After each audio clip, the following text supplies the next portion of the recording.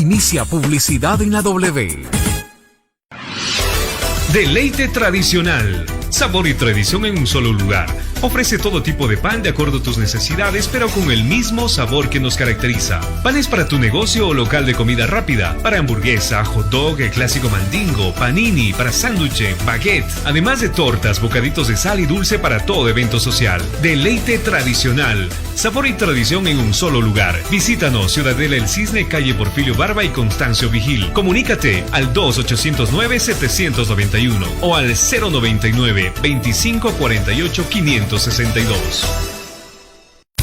En Gravity Estudio Creativo, trabajamos en publicidad y comunicación para tu negocio. Realizamos trabajos en diseño gráfico, fotografía, video, impresión, administración de redes sociales y desarrollo de páginas web. Generamos ideas que venden. Contactos en nuestra cuenta de Facebook o Instagram. Italpisos, 41 años diseñando y produciendo cerámicas y porcelanatos para tus pisos y paredes. Variedad en formatos, diseños únicos. En Italpisos tenemos productos con diseños únicos tipo piedra que le dan más realismo al producto, con acabados brillantes, mates y satinados, ideales para tus espacios.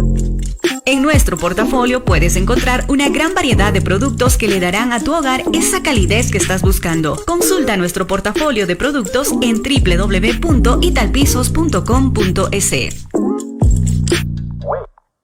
Gran reapertura de la hostería Mar Adentro en Salinas. Invitamos para que disfruten de un tiempo con sus seres queridos, familia y amigos en un lugar tranquilo y con todas las normas de bioseguridad. Informes y promociones al 099-926-9184. En Salinas, Hostería Mar Adentro. Empanadas de Papi Guacho. Deliciosas, sanas y económicas. Empanadas al horno, de carne y pollo, con ese delicioso toque de las recetas tradicionales, a tan solo $1. Estamos ubicados en la Porfirio Barba y Constancio Vigiles. Empanadas de Papi Guacho. Servicio a domicilio con todas las normas de bioseguridad. Comunícate 2809-791 o al 099-2548-562. Fin de publicidad en la W. Buenos días con todos y con todas. Iniciamos un programa más en este 2021 de Radiografía Política por la W Radio. Agradecemos a quienes se conectan, a quienes nos escuchan a través de la señal de 90.1 y Facebook Live. Hoy iniciamos el año con un programa bastante interesante. Tenemos a un invitado que nos saluda desde México en este momento, el economista Rafael Correa. Buenos días, economista. Buenos días, Grace. Buenos días, W Radio. La otra vez hubo un inconveniente y tuve que suspender la entrevista. Le pido mil disculpas. Y un inmenso abrazo a Cuenca, a la SOAI, al Austro, a la patria entera, deseándole pese a las duras circunstancias que atravesamos, ha sido la crisis más dura de la historia, la del 2020, un próspero, feliz año 2021 que dependerá mucho de las decisiones que tomemos. Así que ánimo, juntos podemos recuperar ese futuro. Economista Rafael Correa, sin duda, uno de los personajes que ha marcado la historia reciente desde el retorno de la democracia en el Ecuador. Para algunos no tan querido, para otros con la esperanza de que este 2021 pueda retornar. Hoy haremos una radiografía política a lo que ha pasado desde su salida en este periodo que no está en el Ecuador y sobre todo haremos una radiografía de lo que está pasando actualmente en el Ecuador presto a las elecciones 2021. Bienvenido, economista, a este programa. Gracias, Grace. Si me permite una reflexión sobre las palabras que acaba de dirigir. Mire, siempre va a haber gente que apoya, gente en contra. El problema es el grado de polarización, de odio al que se ha llegado, un odio fanático. Es un problema mundial, ¿eh? Usted ha visto lo que sucedió en Estados Unidos, eso es inédito. Estados Unidos es un país que se fundamentó en el respeto a la rule of law y el Estado de Derecho, el respeto a la verdad, y lo que ha habido es mentira, lo que ha habido es rompimiento de esa rule of law, de ese Estado de Derecho. Entonces se rompen los pilares en que se formó, con el que se formó ese país. Lo va a superar porque la institucionalidad de Estados Unidos es muy fuerte, pero quedan las marcas. Eso se vive en Europa, el fanatismo de derecha contra la migración, y se vive en Latinoamérica, lastimosamente. ¿Cuál es la diferencia? En Europa, en Ecuador están contenidos, en Europa, en Estados Unidos están contenidos por ese Estado de Derecho, por un sistema de justicia independiente que sanciona el odio, los crímenes, los excesos, y por una prensa que es guardiana de la verdad. Lamentablemente en Latinoamérica no hay esa independencia judicial y la prensa es cómplice muchas veces de esas persecuciones, de esos fanatismos, siempre y cuando destruyan a su adversario. Entonces el problema es mucho más difícil. Siempre va a haber gente que simpatiza, gente antagónica. El problema es que no podemos caer en fanatismos, y si alguien cae en esos fanatismos de estar limitado por el Estado de Derecho y por una prensa guardiana de la verdad, que lamentablemente no existen en la medida que deben existir en países como Ecuador.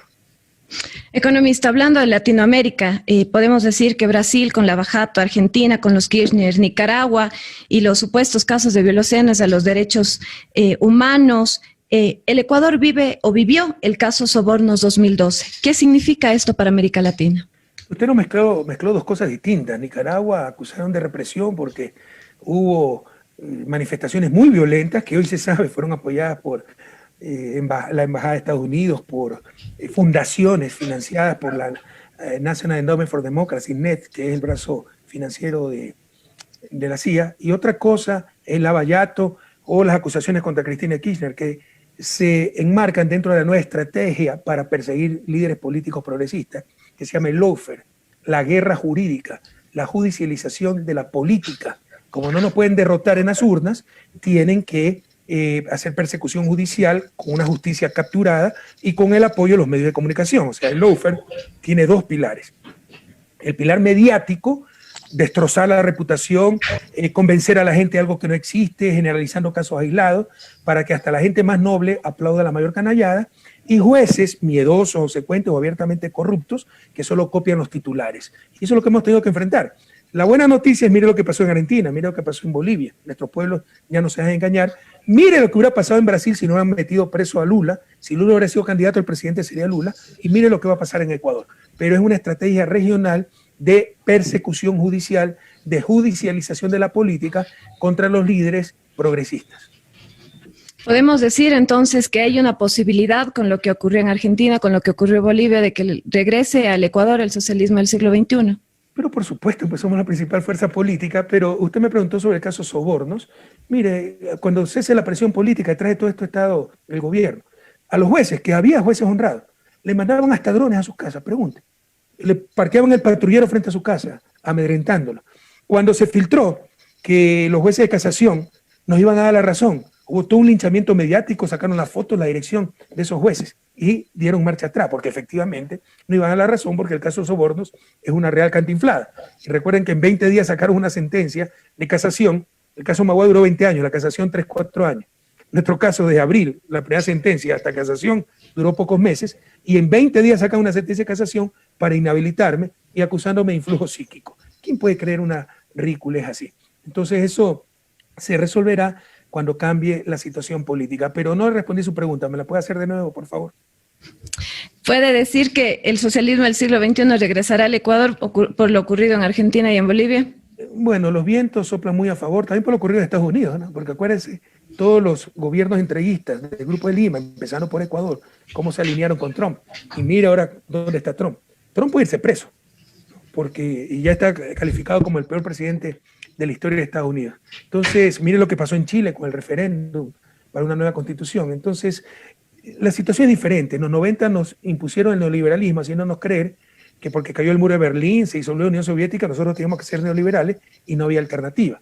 Ahora la gente tiene con qué comparar.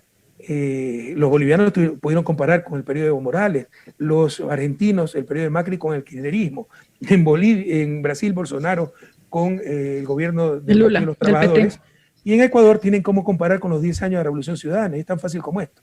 ¿Cuándo vivían mejor? ¿En la tragedia que sufrimos ahora o del 2017 con el gobierno de Rafael Correa? Es importante reconocer que el Ecuador vive una de las crisis más profundas a lo largo de la historia, desde el retorno de la democracia, una crisis sanitaria, una crisis política, una crisis económica y una crisis social, una regresión de derechos, tanto para las mujeres, recortes a la educación. Ha sido complicado lo que hemos vivido acá en el Ecuador. Si me permite precisar, cayendo en mi deformación de economista, es la mayor crisis económica de la historia. Para ponerlo en perspectiva, en el 99 decrecimos 5.4%.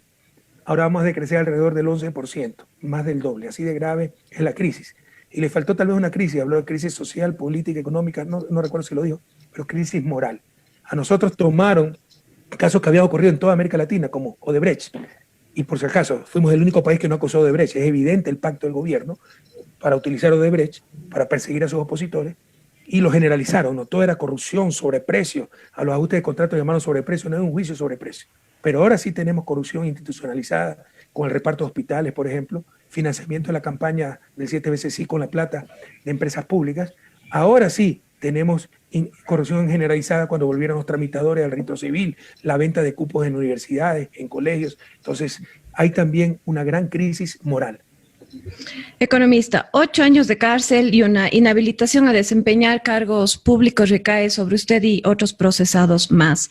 ¿Qué recurso más utilizará para este caso? ¿Algún juicio, algún recurso penal, un recurso a un organismo internacional? ¿Cuál es el siguiente paso de este caso Sobornos 2012-2016? 2014. Hay muchos recursos todavía pendientes. Mire, el derecho penal, como juega con lo más preciado después de la vida, que es la libertad, nunca se cierra en realidad.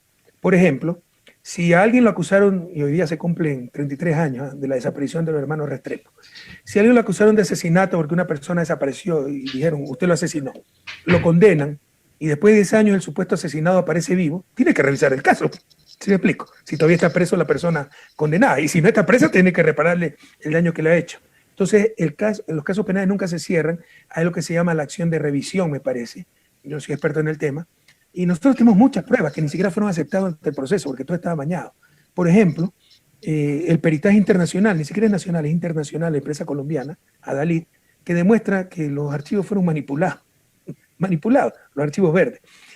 Hay el blog justiciaamarrada.org, donde se demuestra que el juez Iván León, juez temporal, que hoy está concursando para Corte Nacional, reprobó, está pidiendo recalificación, porque además de corrupto es inútil,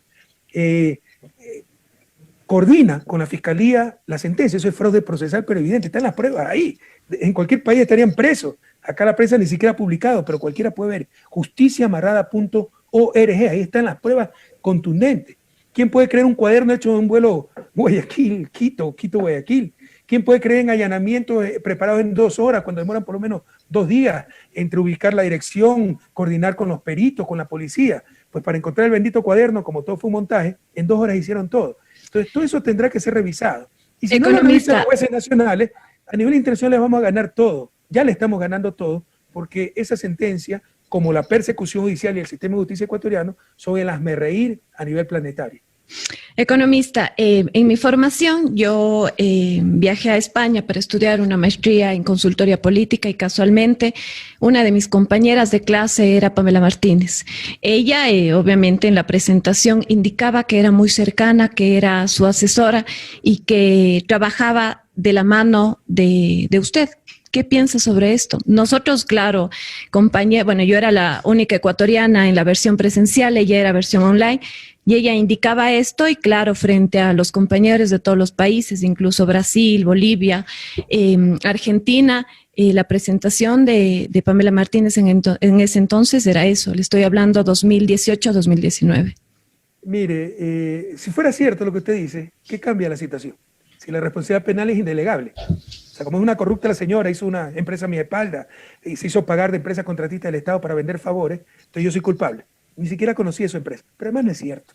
¿Quién no decía que era cercano a mí? Que era uña y mugre conmigo. Y eso ayudó a construir la prensa, que trabajaba prácticamente a mi lado. Pamela Martínez ni siquiera trabajaba en Carondelet. Cuando fue asesora mía, su labor principal era atender los pedidos ciudadanos. Nos llegaban decenas de cartas, por no decir centenas por día, y tratábamos de atender todos los pedidos del buen estudiante que decía necesito una computadora presidente, ver cómo sacábamos nuestro propio bolsillo para darle, porque todo eso se hacía como el Fondo de Solidaridad de la Presidencia en nuestro propio bolsillo, y para manejar ese Fondo de Solidaridad precisamente, los archivos que se encuentran con mis disques iniciales son autorizaciones del Fondo de Solidaridad, y puede ver los gastos para qué era. De ahí se hace un muñeco que son sobornos, que se manejan millones de dólares. ¿Dónde están?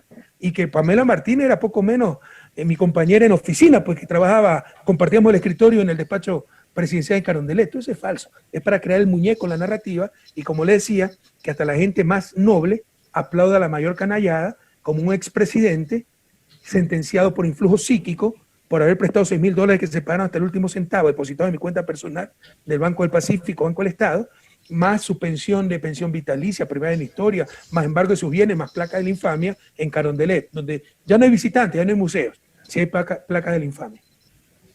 Economista, usted alguna vez dijo que se iba a retirar de la política. Luego de estas declaraciones, Moreno hizo política de Estado, el caso Sobornos, y que por esta razón usted se ha visto obligado a regresar o a continuar en la política. ¿Ha pensado regresar al Ecuador a enfrentar los juicios por los que se le acusa?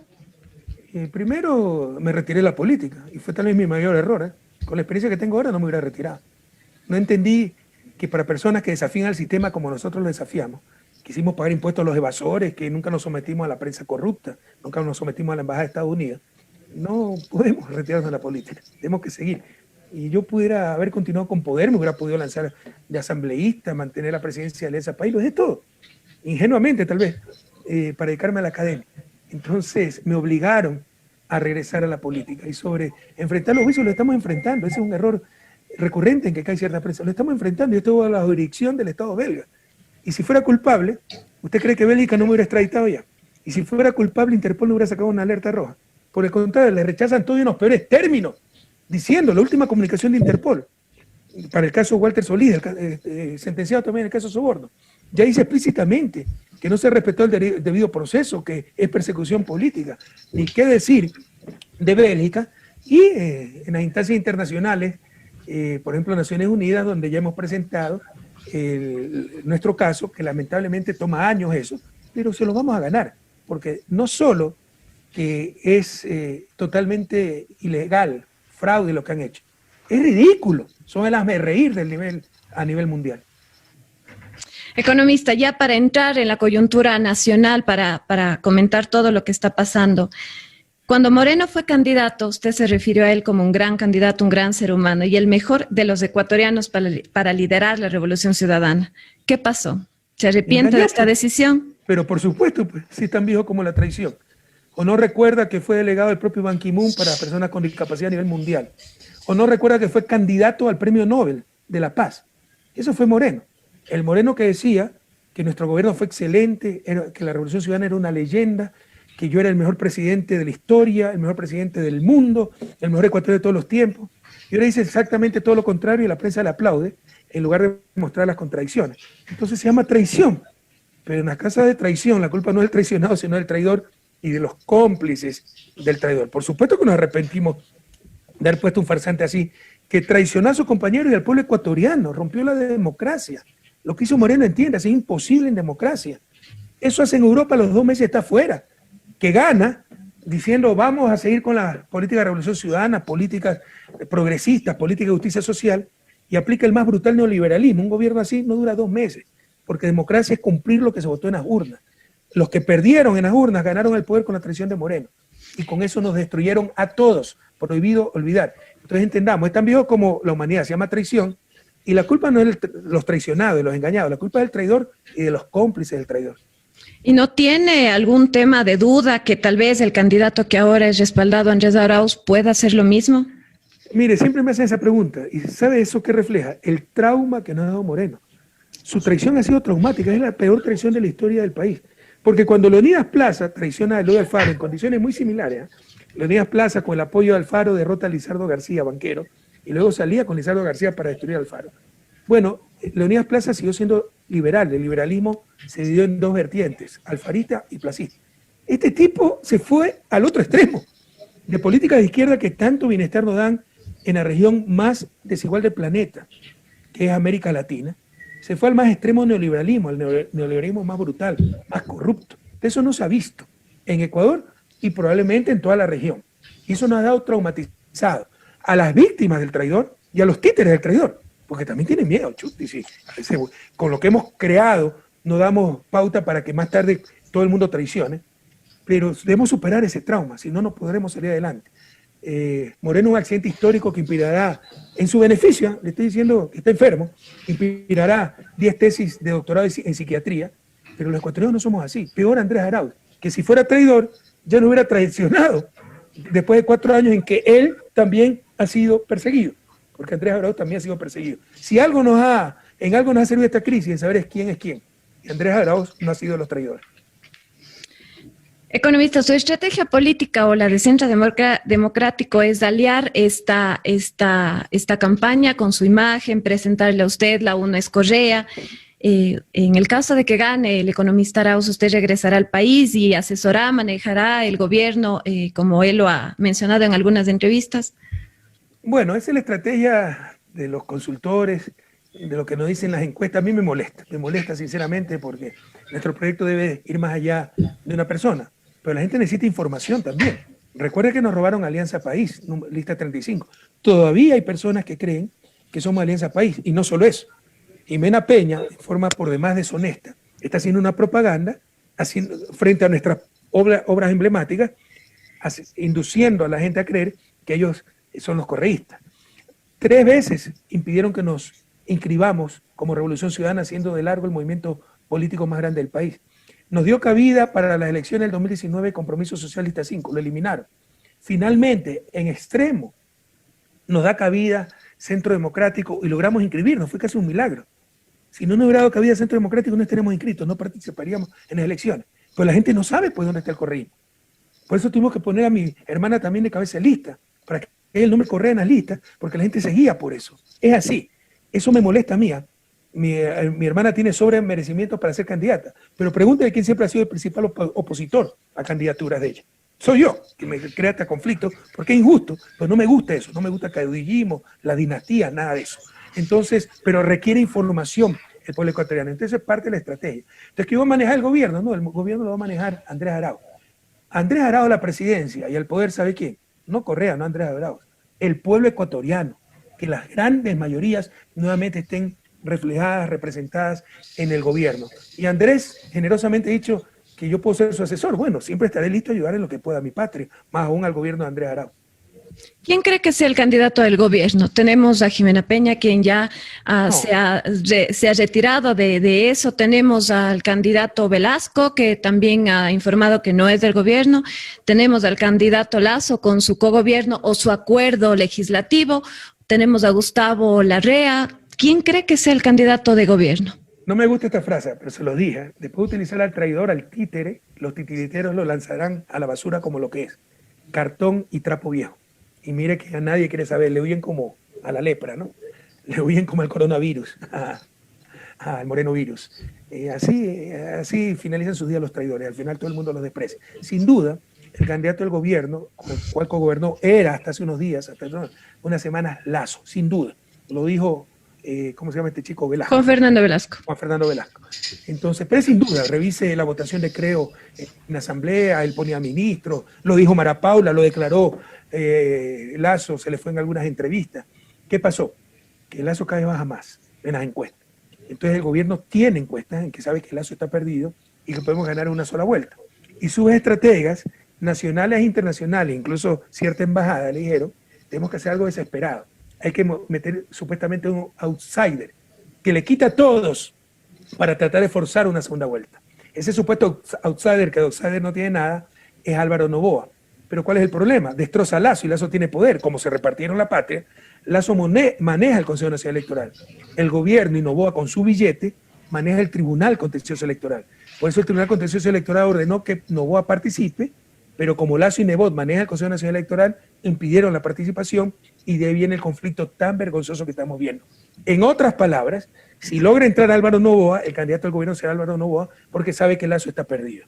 Si no logra entrar Álvaro Noboa, continuará haciendo Lasso para ver si algo saca. Pero saben que Lasso es un perdedor. ¿Plantearían una nueva constituyente con el objetivo de retomar o tener nuevamente a la Revolución Ciudadana en la papeleta? Entendamos que lo que hemos vivido estos años solo se puede llamar un proceso desconstituyente. Usted lo ha dicho: crisis económica, social, política, moral, crisis institucional, destruyeron todo. Instituciones que funcionaban. Ahora nos quedamos de la inseguridad, ¿verdad? Pero aplaudieron cuando eliminaron el Ministerio Coordinador de Seguridad, que coordinaba, no es que aumentaba burocracia, son pocas personas, pero coordinaba Fuerzas Armadas, Secretaría de Inteligencia, ECO 911, Policía, coordinaba zona de frontera con la Policía de Colombia, las Combifrón y todo eso. Y miren los resultados de seguridad que tuvimos. Ecuador se clasificó como el segundo país más seguro de América Latina, solo después de Chile. Destruyeron Ministerio Coordinador de Seguridad, aplaudieron. Luego para darle poder a María Paula Romo, que la metieron de ministra del Interior, dejamos el Ministerio del Interior solo de seguridad ciudadana, solo de policía, porque era tan importante esa seguridad ciudadana. Antes era el Ministerio de Gobierno, que era todólogo, Ministerio de Culto, Ministerio de la Política, Ministerio de Gobierno Autónomo Descentralizado. Para darle poder a María Paula, le dieron todo de nuevo. Eliminaron Secretaría de Gestión de la Política, eliminaron Ministerio de Justicia y todo se lo pasaron a María Paula Romo. Y se dedicó a hacer politiquería, a repartir hospitales, y mire las consecuencias ahora en cuanto a inseguridad. Entonces hay que reconstituir todo eso. Mire cómo se repartieron la patria, mire quiénes conforman el Consejo Nacional Electoral, Tribunal de Contencioso Electoral, Consejo de Judicatura, mediocres más mediocres. Entonces, la manera más rápida, contundente, es una asamblea constituyente, que no significa una nueva constitución, significa ratificar la constitución, pero por ejemplo, tener una nueva Corte Constitucional que fue puesta ahí por Trujillo y son serviles al poder y cuidado, ¿eh? O sea, ellos pueden derrumbar decretos ejecutivos, leyes, entonces el poder tras el poder, y son puestos por Trujillo. De la forma más rápida es una asamblea constituyente, pero no la única. Depende de los resultados del próximo 7 de febrero, si ganamos la presidencia, si hay un buen resultado en la asamblea y se puede hacer desde la asamblea. No se excluye la asamblea constituyente, pero no es el único camino. Lo que es claro es que después de este proceso desconstituyente se requiere un proceso constituyente. En su gobierno hubo el mayor número de mujeres participando en política, participando en cargos de Estado, cargos de decisión, pero para otras es considerado uno de los más violentos frente a la violencia de género vivido hacia algunas compañeras, colegas, compañeras comunicadoras, compañeras políticas. Tanto así fue que una de sus compañeras de bancada, Marcela Guiñaga, presentó, el proyecto para la despenalización del aborto por violación. ¿Cuál es su postura luego de 6 años? Bueno, mire, no solo que tuvimos muy buena participación de mujeres, fuimos los primeros a nivel mundial en muchas cosas. Por ejemplo, la primera Corte Nacional de Justicia con equidad de género. Y obras son amores, y por sus obras los conoceréis. A mí me acusan de todo, ¿no? Me acusan de homosexual hasta mujeriego y creen de todo para justificar los odios. Es más, creen las dos cosas al mismo tiempo, los odiadores. Entonces, por sus obras los conoceréis, y no hay gobierno que haya respetado más los derechos de la mujer, no hay gobierno que haya impulsado más la equidad de género que nuestro gobierno, ¿no? Y ahí están los resultados. Esto que decía, ¿no? Que hay mujeres que se sintieron ofendidas, precisamente ellas tienen los sesgos de género y le hacen mucho daño al movimiento feminista, porque es un feminismo oportunista, ¿no? Cuando les conviene, sí, igualdad de derechos. Pero si yo le digo mentiroso, iluminado, deshonesto a un periodista varón, no hay problema. Pero si le digo a una mujer, estoy contra las mujeres, pero no es igualdad. No tenemos que tratarnos todos iguales. Mientras tanto, ellas sí me dicen de todo. Entonces, las que están cayendo en esos sesgos son ellas y ni siquiera se dan cuenta. Es un feminismo oportunista. Con ese feminismo no estoy. Con el verdadero feminismo, y antes de grabar este programa, conversábamos sobre mi hija Anne Dominique, que es una feminista muy comprometida. A ese verdadero feminismo, pues todo nuestro apoyo. Sobre el aborto por violación, yo estoy en contra, soy objetor de conciencia de toda forma de aborto. Yo creo que la vida comienza de la concepción y la Constitución ordena respetar la vida. Ya hay dos formas aceptadas, no creo que se da marcha atrás, y siempre sacan el argumento, ¿no? Entonces a las violadas, que son unas víctimas, hay que revictimizarlas y mandarlas presas si abortan. No, hay que darles todo el apoyo, hay que evitar que ocurran esas cosas. Pero, por ejemplo, sí se puede sancionar al médico que practica aquello. Yo estoy y me ratifico en eso, y perdone si ofendo a alguien, y no creo en la polarización, que los que defienden la vida, los que defienden la muerte, no. Hay mujeres que tienen sus creencias, las respeto, pero no las comparto. Ojalá que respeten las mías y no las compartan. Yo creo en la defensa de la vida desde la concepción. ¿Cuál es su postura o cuál es su opinión frente a lo ocurrido en Argentina con la despenalización del aborto en todos los casos, que ha sido para algunas compañeras en Argentina un avance para la defensa de los derechos sexuales y reproductivos de las mujeres? ¿Cree que eso podría pasar en el Ecuador? Como le decía, son cosas que respeto, pero no comparto. En Francia es lo mismo. Y yo creo, sin querer satanizar, que se cae en una postura hedonista, ¿no? Buscar el placer y las consecuencias de ese placer, entonces se las arregla abortando y por cualquier motivo. Entonces alguien me dirá, sí, pero entonces tú eres injusto porque somos las mujeres las que llevamos en el vientre ese nuevo niño. Sí, ¿qué puedo hacer? Eso es ir a la naturaleza, no me eche la culpa a mí. Claro, o sea, se puede argumentar, siempre se puede utilizar esos argumentos que se llaman ad hominem, no se rebate argumentos, sino que se delegitima a la persona, delegitima a los varones que estamos contra el aborto porque son las mujeres las que quedan encintas.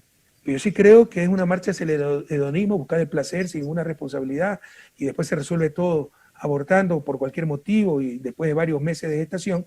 Y tampoco coincido en aquello que dicen es mi cuerpo, es mi derecho, porque técnicamente ese feto, esa célula ya fecundada, es un cuerpo aparte, que lo porta la mujer en su vientre. Entonces, es la naturaleza la que decidió eso. No es Rafael Correa, no somos los malos nosotros. Siempre se podrá argumentar, ustedes son varones y pueden decir eso, y tal vez tengan razón en parte. Es fácil ver las cosas cuando uno no es la directa víctima de aquello, si se puede llamar víctima, pero sí creo que también hay una tendencia al facilismo con la cual no estoy de acuerdo. Creo que uno de los derechos más importantes que tenemos los seres humanos y las mujeres también es la maternidad deseada, y el Ecuador es el segundo país más violento, obligándole a las niñas menores de edad a dar a luz a hijos productos de una violación. Bueno, ese tema todavía estará en el debate. Y aquí no vamos a estar nunca de acuerdo, yo lo sabía al aceptar esta entrevista. O sea, la solución no es decir, bueno, entonces sigan embarazándose y aborten, sino dar educación sexual, la sexualidad con responsabilidad, la sexualidad con finalidad y no necesariamente el placer por el placer, y que algunas veces son las derivaciones de estas corrientes, ¿no? Que yo tuve que parar muchas veces en mi gobierno, cuando no es que se daba educación sexual, cómo cuidarse, preservativos masculinos, femeninos, etcétera. Si no, desde los 12 años no consulten con sus padres, ya busquen tener relaciones sexuales y es su derecho, ¿no? Ni siquiera consulten con sus padres y que en los centros de salud se puedan repartir anticonceptivos, las píldoras del día después. Y la responsabilidad y la seriedad, yo creo que también se debe hablar mucho de eso. Economista, ya para meternos un poco más en el tema local, Azuay es una de la cuarta provincia más productiva del país y estamos por vivir una consulta popular. El 7 de febrero Cuenca decidirá una consulta popular frente a la defensa del agua y las fuentes hídricas. ¿Cuál es su postura frente a este hecho? Otro de los grandes engaños, para eso no se necesita ninguna consulta popular, es más, deberían ser glosados, porque todo ya está en la Constitución. Cuencanos queridos, porque la consulta es cantonal. Esta es una trampa para posicionar a Yacu Pérez, que nos cuesta millones de dólares a los cuencanos, a Azuay y al pueblo ecuatoriano. Pero Yacu no está al frente de esto, sino las organizaciones. Pero claro. ¿Quién maneja ese discurso? ¿No? Pero si lo dice la Constitución más verde de la historia, ejemplo a nivel mundial, citada en todas partes del mundo, pero lo dice contundentemente. Mire lo que están preguntando y mire lo que dice la Constitución. Artículo 12. El derecho humano al agua es fundamental e irrenunciable. El agua constituye patrimonio nacional estratégico de uso público, inalienable, imprescriptible, inembargable y esencial para la vida. Como si esto fuera poco, después dice, artículo 411, el Estado garantizará la conservación, recuperación y manejo integral de los recursos hídricos, cuenca hidrográfica, que es lo que está preguntando el alcalde de Cuenca, y caudales ecológicos asociados al ciclo hidrológico. Se regulará toda actividad que pueda afectar la calidad y cantidad del agua y el equilibrio de los ecosistemas, en especial en las fuentes y zonas de recargo de agua, que es lo que se está preguntando. La sustentabilidad de los ecosistemas y el consumo humano serán prioritarios en el uso y aprovechamiento del agua. Pura demagogia, pura politiquería que le cuesta millones al pueblo ecuatoriano. Yo votaría sin esa consulta, pero es una consulta absolutamente innecesaria. Todo ya está en la Constitución. Deberían ser hasta glosados por esas trampas, porque esa politiquería le cuesta millones a Cuenca, a Azuay, al pueblo ecuatoriano, millones que podrían servir en muchas otras cosas. De hecho, la consulta lo ha patrocinado el alcalde Pedro Palacios. ¿Sí? Por eso, y es innecesaria y debería ser hasta glosado, no se pueden hacer estas cosas. Preguntar obviedades, porque ya todo está en la Constitución, eso lo cumple la Constitución. Usted dijo en algún momento que si Cuenca quería tranvía debía aceptar la minería. ¿Cuál será la propuesta del economista Andrés Arauz frente a esta consulta popular y la postura de los candidatos a la asamblea por Azuay? Bueno, no lo dije así, pero siempre se sacan de contexto las cosas. En todo caso, Andrés es un convencido ecologista, yo también. Y nuevamente, por su obra lo conoceré. Tenemos la constitución más verde de la historia del país y tal vez de la historia de la humanidad.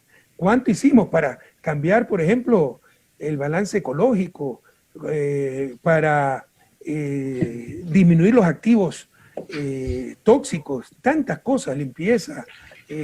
Nuestros proyectos petroleros ganaban premios como Pañacocha a nivel mundial por su cuidado ambiental. Entonces, las obras hablan más que uno. En todo caso, somos ecologistas inteligentes, pues responsables.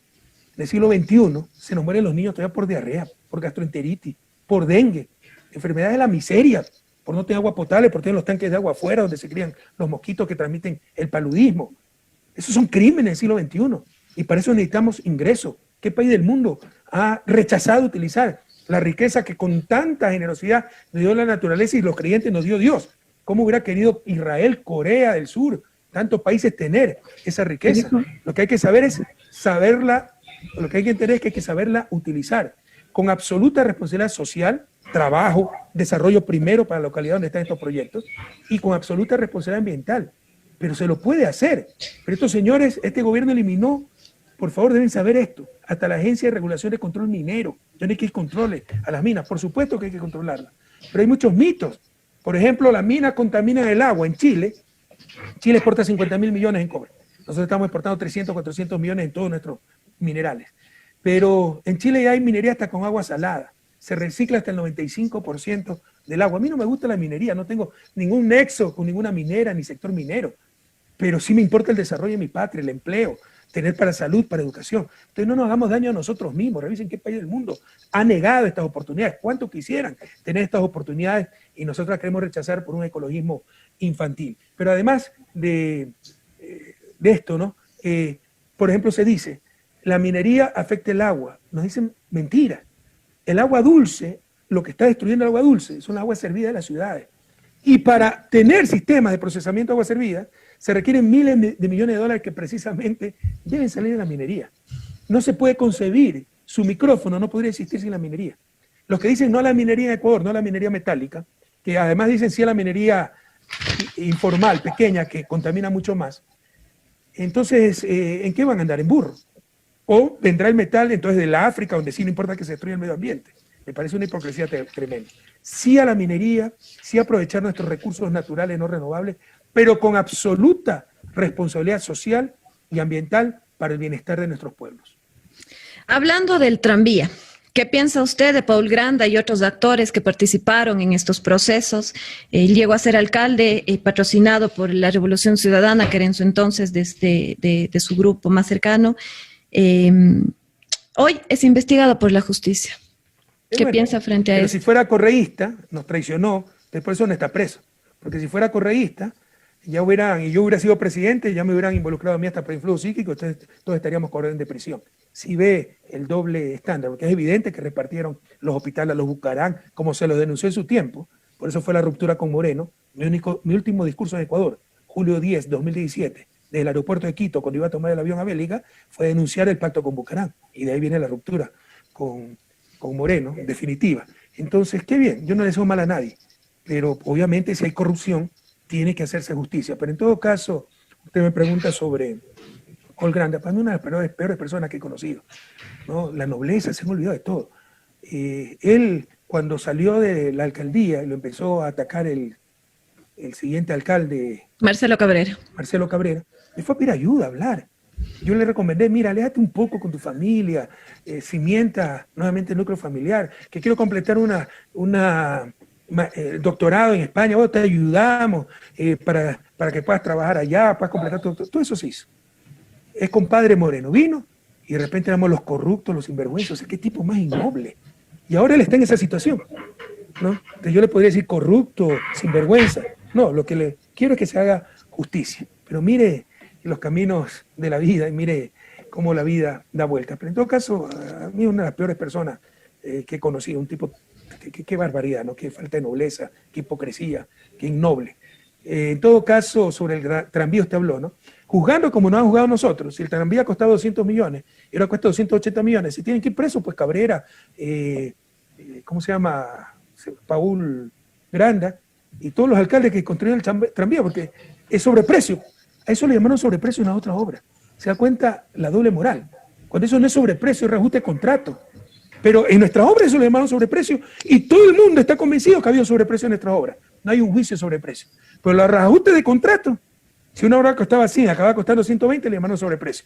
Bueno, el tranvía también es sobreprecio, metan preso a todos los alcaldes de Cuenca. Se dan cuenta de la persecución jurídica, se dan cuenta del OFRA. Muchos de azuayos y azuayas fueron de la mano de su gobierno, José Serrano, Esteban Albornoz. ¿Qué podría decirles a ellos que se encuentran ahora en la otra orilla?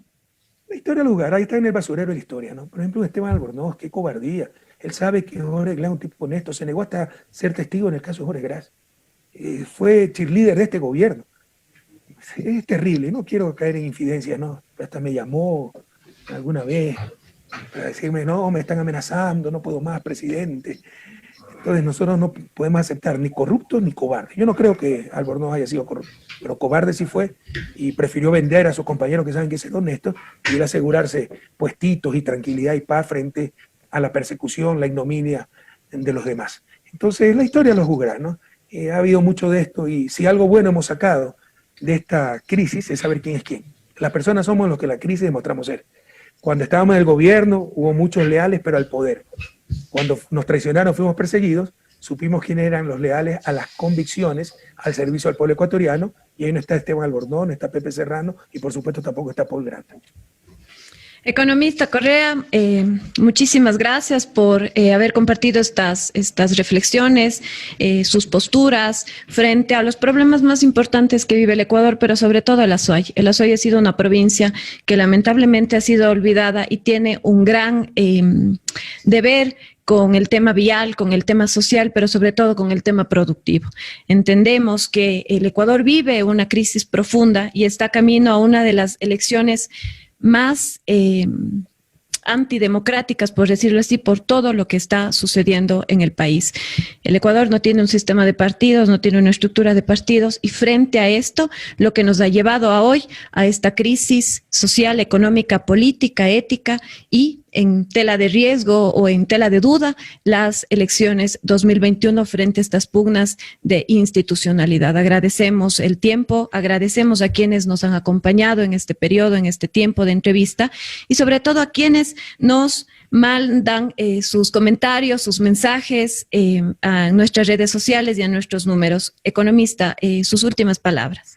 Bueno, voy a discrepar de nuevo con usted con todo respeto, ¿no? Porque yo no creo que nuestro gobierno Azuay fue olvidada, se transformó Azuay, ahí está la red vial, ahí están las espectaculares carreteras que tiene Azuay. Por supuesto, falta mucho más por hacer, pero se hizo muchísimo, se hizo en 10 años lo que no se hizo en 50, siempre fue el apoyo productivo para Azuay, protección de la producción nacional, el empleo nacional es el principal deber de todo gobierno. Lo que pasa es que con este gobierno todo marcha atrás.